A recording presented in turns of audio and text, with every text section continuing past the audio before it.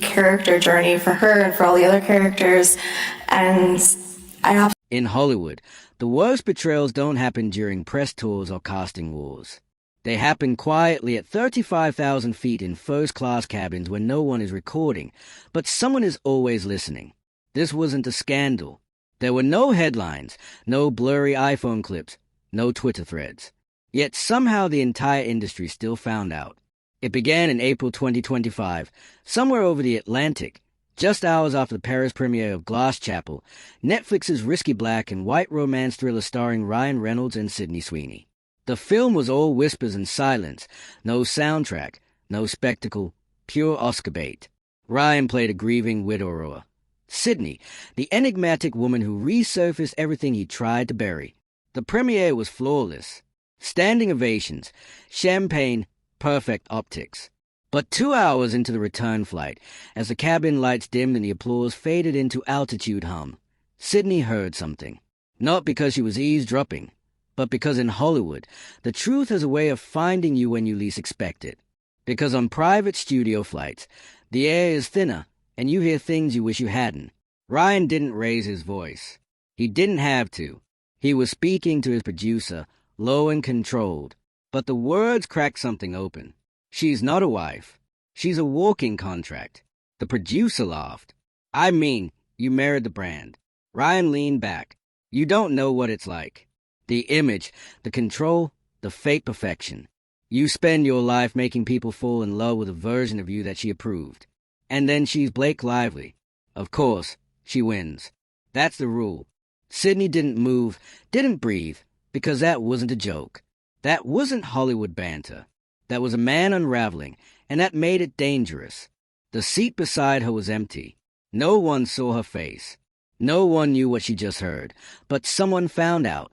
The moment she landed in New York, her team felt it. The energy shift, the sudden silence. Calls stopped. Meetings paused. An Apple TV Plus series her agent had just closed vanished without explanation, without reschedule, just gone. At first, Sydney assumed it was timing until the call came. Not from her agent, but from a director she trusted, someone she'd worked with years earlier. I want you to hear this from me, he said. He'd been in a casting meeting for a new limited series. Her name came up. The room went quiet. Then someone said, there's a situation, a conflict flag, personal, unofficial, discretion risk. And in that moment, Sydney understood. It wasn't about the project. It wasn't about her work. It was about what she heard and the price of hearing it. It wasn't the schedule.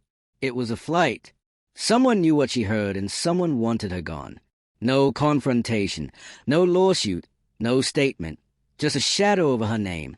Sydney didn't speak to her publicist, the studio, or even her team. She didn't need to. In Hollywood, when something changes, it's never loud or formal. It's just different. Invitations thinned. A Dior campaign postponed. A stylist she'd worked with 3 times stopped replying. A late-night appearance already taped never aired. Official reason, technical difficulties. But a now-deleted TikTok from a crew told another story. Overheard producers saying, we don't need Blake's enemies on this couch. Still, Sydney stayed silent. No tweet, no leak, just one quiet like on a single post, and it lit the fuse. In this town, silence is more dangerous than drama. The ones who stay quiet, they are the ones the industry fears. And soon after, a brunch meeting. It popped up quietly, not formal, just a casual catch-up. A casting assistant she used to DM back when she was self-taping in her bedroom met her at a small Studio City cafe, eyes darting before speaking. You pissed someone off. Someone big. Sydney blinked. What? They think you leaked something from a flight. That's when it clicked. She didn't need receipts. Didn't need to trace the source. If Blake Lively wanted her gone, it wouldn't come with lawyers or public statements. It came with whispers. And the whispers worked. Sydney's name began fading. Not blacklisted, just paused. PR firms stopped returning calls. Stylists ghosted her. Friends left her on red. Then the email arrived. A single PDF from an anonymous sender. A private casting memo reading, Sydney Sweeney has been deemed a high-risk booking due to off-camera instability and unresolved discretion issues. She stared at the screen, sober, admitting it. No need to hide it. Still, she stayed silent. No posts, no denials. But her agency was spiraling. The Glass Chapel premiere, meant to be her night on April 19th, promised full rollout, front and center with Ryan, marquee name, all press zones. But when the studio car arrived, the driver handed her an envelope. Inside, a private guest wristband, no premiere pass, no carpet, no photos. Calls to her manager, and the studio yielded excuses. Logistics. Ryan's schedule shifted. But it wasn't logistics. It was a razor. So, she made a choice. She didn't go. No public statement, no retaliation, just absence. In Hollywood, nothing is louder than not showing up. And then the photos dropped. Ryan Reynolds alone stepping from a black jet SUV, grinning in custom Armani. Flashes lit his face. Captions everywhere. Ryan Reynolds returns to form solo at Glass Chapel Global Premiere. Not a mention of Sydney, not in headlines, tags, or even footnotes. Even her glam. Her team was confused. One assistant posted and swiftly deleted a story that read, "Imagine spending 4 hours on a look no one will see. I'd cry." But Sydney didn't cry. She stayed home uninvited from the very film she'd helped build. As the red carpet shimmered without her, another leak surfaced. A list guess, a guest list. Her name wasn't misspelled. It was gone. Fans noticed. Not everyone bought the scheduling conflict excuse.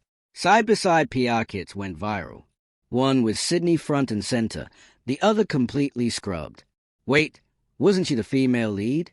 Where the TF is she? It wasn't a mistake. It was a message. By morning, Sydney trended, not for her performance, her dress, or her absence, but because the audience sensed something off. Then Blake posted a high-res studio-lit shot of Ryan at the premiere, smiling wide. Blake stitched beside him, even though she hadn't been there. Caption, "Proud of this man, always telling stories that matter." No tags, no film name, no mention of Sydney. But for anyone paying attention, the subtext was deafening. Within 6 hours, 6 major outlets ran nearly identical headlines. Ryan and Blake stronger than ever. Blake skips carpet still spotlight. Where was Sydney? The worst part, Sydney hadn't said a word, yet someone made it look like she had. She hadn't been pushed out. She'd stepped away. And in classic Hollywood deflection, silence became fragility. Absence became instability. The real damage wasn't in the photos. It was in the ripple. Sydney's name now trended for all the wrong reasons. Why didn't she show? Maybe she was being dramatic. Maybe she didn't fit. But everyone knew who really had the power. The vibe had shifted. The same fans who cheered her 6 months ago were now calling her too emotional for press. It escalated fast. A blind item hit Doomwist. This breakout actress with big blue eyes and bigger ambitions just learned why you don't cross a PR queen. One overheard flight convo later, and she's out of the inner circle. Hope her skincare brands are still hiring. No name. Didn't need one. By April 22nd, Sydney's agency stopped picking up her calls. Messages went through, but replies came via assistants. Polite, careful, avoidant. We're just letting the dust settle. Still in great standing with Netflix. Then her calendar pinged. April 23rd, 2 p.m. private session. No subject, just continuity meeting. When she joined the Zoom, boxes lit up. Her agent, a legal rep, someone from Netflix, and a woman she didn't know, corporate polish from a PR firm. They didn't waste time. This is just a brief to protect everyone involved. The studio appreciates your contribution, and we're moving forward with a different structure. Then came the offer. One-time payout, creative contribution credit, 18-month non-disparagement clause. All they needed was a signature. Sydney didn't speak. She sat for nearly a minute, then asked one question. Did Blake send this? The PR woman smiled, but didn't answer. This just ensures everyone walks away intact. Intact. Sydney didn't yell, plead, or crack. She said, "I'm not signing it," and closed her laptop. 2 hours later, her team received formal notice. Effective immediately, Sydney Sweeney would be removed from all Glass Chapel marketing materials and credits were stripped from her. But that wasn't the worst part. Hours later, her refusal leaked. A popular gossip account posted, "Heard a certain actress declined a peace clause this week. Not a great look when all you had to do was sign and smile. Guess the ego really is that big." The replies were brutal. One verified reply stood out. LOL, posted by Blake's stylist. Deleted 10 minutes later, but screenshots lived on. In Hollywood, refusing to sign an NDA doesn't make you brave. It makes you unemployed. And that's when the quiet campaign stopped pretending to be quiet. Sydney didn't clap back, subweight, or leak anything herself. She did nothing. And that was exactly why, to those paying attention, she became dangerous. It didn't go viral immediately. Just a blurry photo from the Polo Lounge. Two women mid-conversation. One blonde. No makeup. Sunglasses indoors. The other unmistakable Reese Witherspoon. Caption: "Pretty sure Sydney Sweeney just had lunch with Reese Witherspoon." Holy. Reddit first, then Twitter. The memory resurfaced. Quiet years, tension with Blake, the press games, walking away from the machine and never looking back. Now she was mentoring Blake's newest casualty. Why is mentoring every woman Blake tries to erase? Insiders whispered. Within 24 hours, rumors swirled. Developing a quiet, introspective Apple TV Plus female-led limited series. Early talks with Sydney. Contract and confirmations unconfirmed, but hope sparked. For Sydney, it was the first phone call in 10 days that didn't start with, "Hey, so sorry." Blake's camp silent. 2 days later, a single Instagram story, a sunset, a glass of wine, a cryptic reposted quote card, 3 words. Some people chase truth, others sell it. Vague, passive-aggressive, tired. The audience had already picked a side, and it wasn't his. Sydney didn't respond. No story, no tweet, not even a like. She took the meeting because when Reese Witherspoon calls you in the middle of a reputation